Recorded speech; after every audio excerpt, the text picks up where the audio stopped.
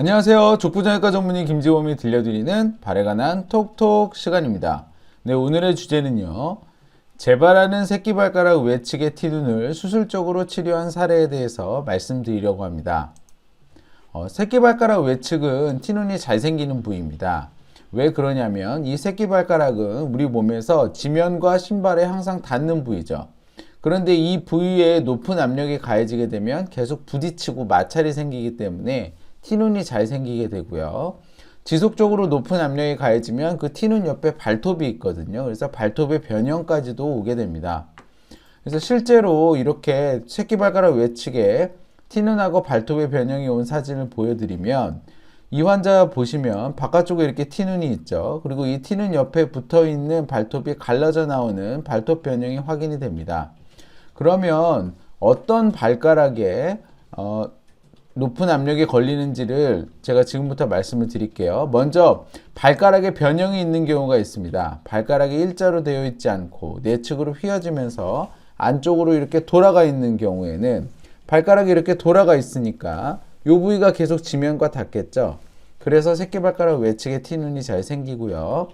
티눈이 있는 부위에 뼈가 돌출되어 있는 경우가 있습니다.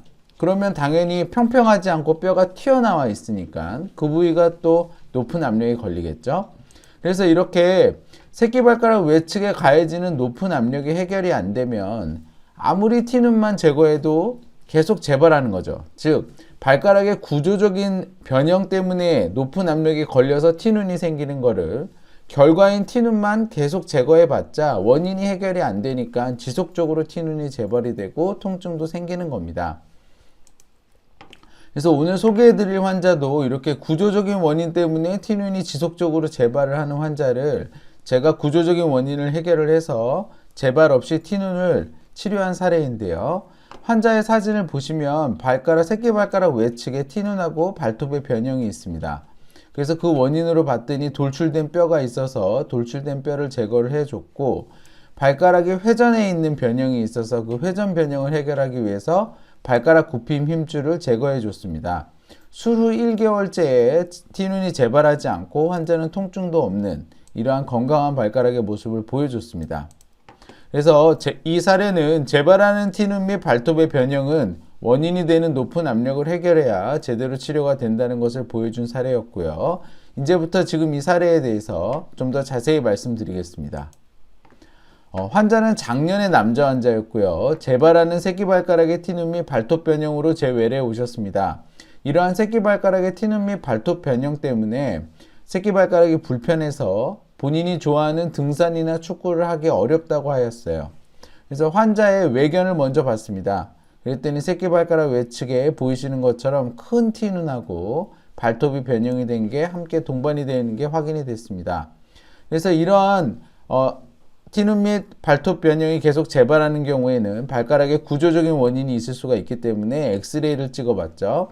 엑스레이를 찍어봤더니 티눈이 있는 부위에 뼈가 돌출되어 있는 게 확인이 됐습니다. 그리고 발가락도 돌아있는 회전 변형이 있는 게 확인이 됐어요. 이 발가락에 돌아있는 회전 변형을 어떻게 확인하냐면 발가락을 이렇게 앞에서 봤을 때 다른 발가락들은 발톱이 다 하늘을 보는데 새끼발가락은 돌아있으니까 발톱이 옆을 봐요. 이렇게 하늘을 봐야 되는데요. 이렇게 돌아 있으니까 옆을 보는 거죠. 그래서 이러한 모습을 보면 이 발가락은 회전 변형이 있구나 라는 것을 알 수가 있습니다. 그래서 환자분의 재발하는 티눈과 발톱의 변형은 이러한 돌출된 뼈와 발톱의 회전 변형이라는 구조적인 원인이라고 생각을 했고요. 이러한 구조적인 원인을 해결하기 위해서 수술이 필요하다고 판단해서 환자분에게 수술을 권했습니다. 그러면 새끼발가락의 티눈 및 발톱 변형 수술은 어떻게 하는지 말씀을 드릴게요. 가장 먼저 티눈 및 발톱 변형 부위를 절제를 합니다. 근데 이때 이미 발톱 변형이 오는 거는 발톱의 뿌리 자체가 변성이 왔기 때문에 이 뿌리가 남아있으면 지속적으로 변형된 발톱이 나오게 되어 있습니다. 그래서 뿌리까지 포함해서 여기서 보이시는 것처럼 이 부위를 전체적으로 크게 절제를 해서 발톱의 뿌리까지 포함해서 절제하는 게 중요합니다. 두 번째로는 이렇게 티눈 있는 부위를 절제를 하게 되면 그 아래로 바로 돌출된 뼈가 보입니다. 그래서 이 돌출된 뼈를 튀어나오지 않도록 판판하도록 충분히 절제해 줍니다.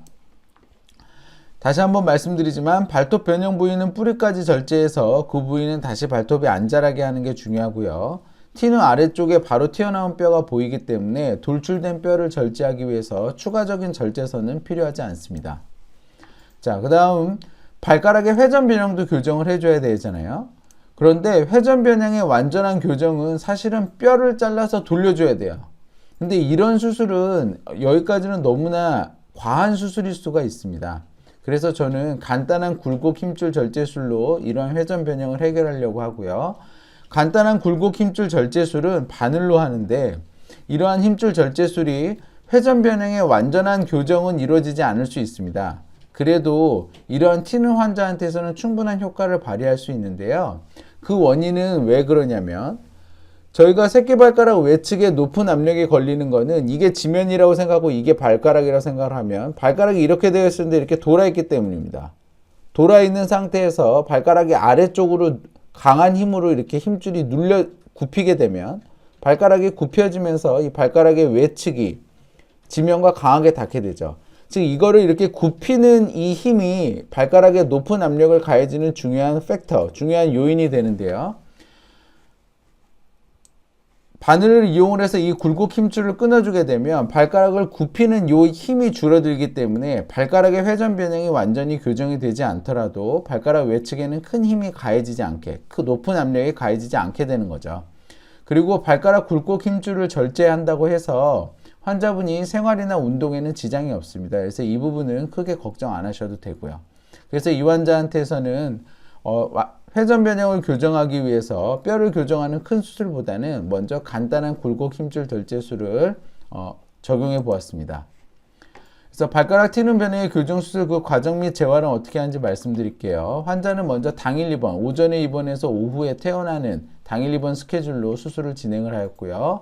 마취는 발가락만 마취하고 수술한 뒤에 첫 2주는 상처 관리가 필요하고요.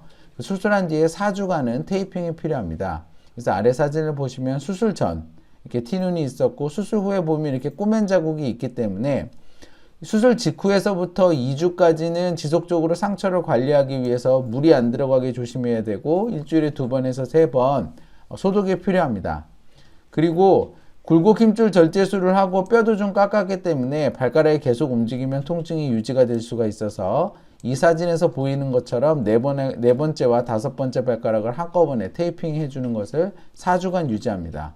수술 후 4주차 환자의 모습이었고 환자는 이때 이미 등산과 축구 다 할 수 있었고요. 발가락의 통증도 없다고 해줬습니다. 그래서 환자는 수술 후 4주차에 재발 없이 티눈의 재발 없이 증상도 호전된 성공적인 결과를 보여줬고요. 굴곡권 절제 수술을 해도 생활과 운동에 영향이 없다는 것을 보여줬습니다. 정리해 보겠습니다. 새끼발가락 외측의 티눈의 구조적인 원인은 돌출된 뼈와 발가락의 회전 변형이 있어 외측의 티눈에 높은 압력이 걸리는 게 문제입니다. 그래서 이러한 부분을 해결해주는 수술적인 치료가 필요하고요. 재발하는 새끼발가락 외측의 티눈 수술은 티눈을 절제하고 돌출된 뼈를 제거하고 발가락의 회전 변형을 교정하기 위해서 발가락 굽힘 힘줄 절제 수술을 하는 게 필요합니다. 이러한 수술은 당일 입원이 필요하고 발가락만 마취해서 진행합니다. 첫 2주는 상처 관리가 필요하고요. 수술 후 4주까지는 테이핑을 해서 발가락을 안정화시키는 게 필요합니다. 발가락의 외측의 티눈은 큰 문제는 아닐 수는 있어도 환자분이 걷거나 운동할 때 환자분에게 통증 및 불편감을 줘서 생활의 질을 떨어뜨리는 그런 중요한 질환입니다. 적극적으로 치료하셔서 건강한 발걸음 회복하시길 소망합니다. 건강한 발걸음 행복한 100세 인생 발에 관한 톡톡이 함께합니다. 저는 서울대학교 의과대학을 졸업을 했고 서울대학교 병원에서 정형외과 전공의를 수료한 바 있습니다. 서울백병원에서 정형외과 교수를 했고요. 다수의 TV 프로그램에서 저의 생각을 말씀드렸습니다. 이 영상은 제가 좀 더 자세하고 저의 지식을 환자분께 직접 전달해 드리기 위해서 제가 제작하였고요. 네이버 족보김지본 블로그에 오시면 더 많은 정보와 질문이 가능합니다. 경청해 주셔서 감사합니다.